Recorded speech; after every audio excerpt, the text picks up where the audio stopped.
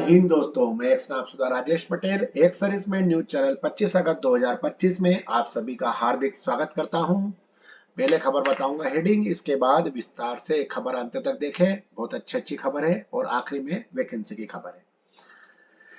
CAPF सैनिकों को SBI YONO app और आईटीआर वाला 7 लाख फ्रॉड। सीएसडी कैंटीन नियम में बदलाव। 100 सैनिकों पर 1 यूआरसी होगी पे। पेंशन 26 अगस्त को क्रेडिट। भारत सरकार ने जारी किया ओएम। खुशखबरी 8 सीपीसी टीओआर की मंजूरी सितंबर में, शिव गोपाल मिश्र जी ने बताया।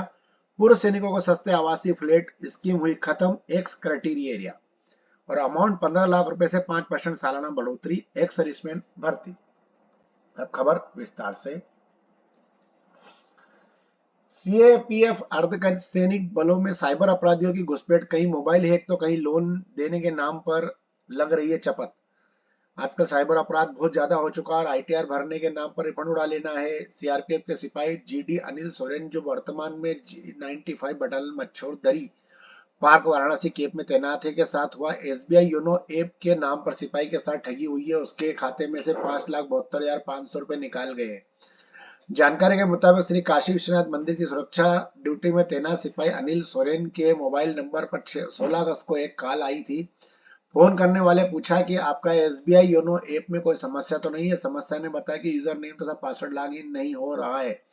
फोन करने वाले ने कहा कि आपका योनो ऐप काफी पुराने वर्जन का है, हम आपको व्हाट्सएप पर नया वर्जन एप्लीकेशन भेज रहे हैं, इसमें आप यूजर नेम या पासवर्ड डालिए, इसके बाद आपका ऐप खुल जाएगा। सिपाही ने ऐप पर यूजर नेम पासवर्ड लॉगिन कर दिया।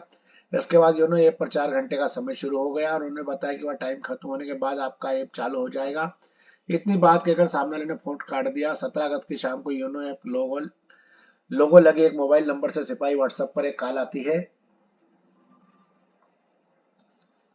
और सिपाही ने फौरन रिसीव की तो उन्होंने कहा कि आपका योनो ऐप चालू हो गया। बात करते हुए उन्होंने खाते से 1,99,000 रुपए के कटने का मैसेज आया। इससे पहले कि वह कुछ समझ पाए, दोबारा 2.5 लाख रुपए कटने का मैसेज आ गया। उसके बाद 50,000 रुपए 48,500 रुपए कटने का मैसेज आया। उसका मोबाइल हैक हो गया था, सिम निकाला तब जाकर मोबाइल बंद हुआ। तब तक मोबाइल पर 5,72,500 रुपए काटने के मैसेज प्राप्त हुआ। पीड़ित सिपाही ने बैंक में जाकर स्टेटमेंट निकाली तो मालूम पड़ा कि उसके खाते से 5,72,000 रुपए निकल चुके थे। सशस्त्र बल सीमा बल के एसबीआई में एक जवान के आईटीआर फाइलिंग के दौरान रिफंड की राशि पर हाथ साफ कर दिया गया। अनजान व्यक्ति के बैंक खातों में बतौर रिफंड की राशि 77,040 रुपए चले गए। सशस्त्र सीमा बल ने अपने सभी जवानों को सचेत किया है कि वे अनजान व्यक्ति के झांसे में आकर अधिकतम आईटीआर रिफंड के प्रलोभन में फंसकर अपना income tax, portal, pan card और ओटीपी आदि जानकारी साझा न करें। 44 वाहिनी में तैनात आरक्षक एटीएम एमटीएस राजीव ओराव 80 2025 के दौरान नरकटियागंज से तैनात होकर 59वीं वाहिनी सशस्त्र बलों पयम सिक्किम में आया है और 44वीं वाहिनी में ड्यूटी के दौरान एक अन्य कार्मिक आरक्षी एमटीएस चंद्रभूषण से आईटीआर फाइलिंग के लिए किसी अनजान व्यक्ति का नंबर मिला था। तो कृपया करके ऐसे फ्रॉडों से बचे और जहां तक हो सके बैंक में जाके अपना जो भी कुछ होता है वहां से संपर्क करें। अब अभी एक खबर है कि कैंटीन स्टोर डिपार्टमेंट ने कहा है कि जैसे जहां पर यूनिट के अंदर 100 सैनिक है, उस जगह पर अब नई कैंटीन यूआरसी खोलने का आदेश दिया गया है। पहले यह आदेश था 500 जवानों के ऊपर एक कैंटीन खोली जा सकती थी, लेकिन अब 100 जवानों के ऊपर एक कैंटीन खोलने का आदेश जारी हो चुका है। अच्छी खबर है ये भी एक। Opening a new unit run canteen URC. An application for opening a new URC can be made by the following groups: any unit of the Army, Navy, Force and minimum posted strength of 100%. Para forces के operation के लिए बताया गया। ग्रीस units excluding liquor and beer. NCC units group headquarter level for regular army staff and intelligent NCC personnel. TA units for the regular army personnel and TA personnel United.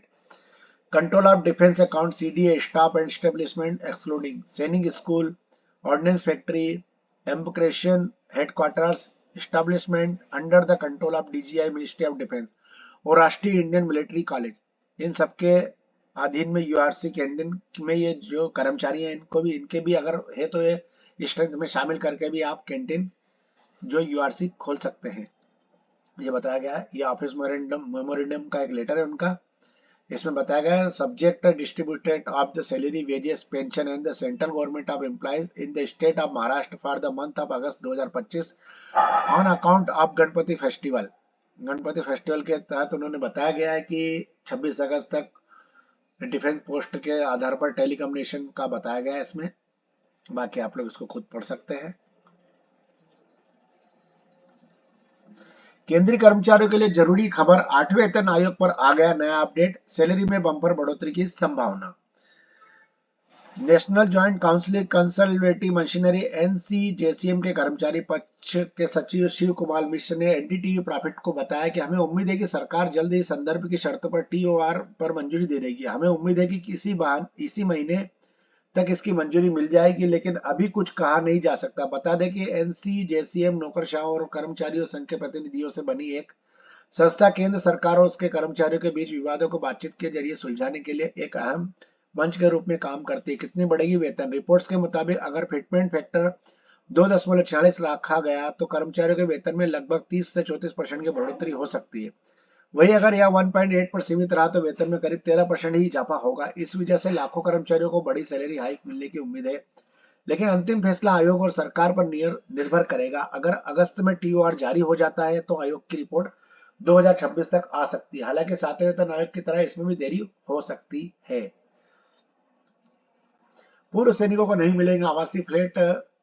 Haryana सरकार ने पूर्व सैनिकों को आवास सुविधा प्रदान करने की जो योजना थी उसको वापस ले लिया है। अब प्रदेश में 10 शहरों के पूर्व सैनिकों को सस्ते आवास नहीं मिल सकेंगे।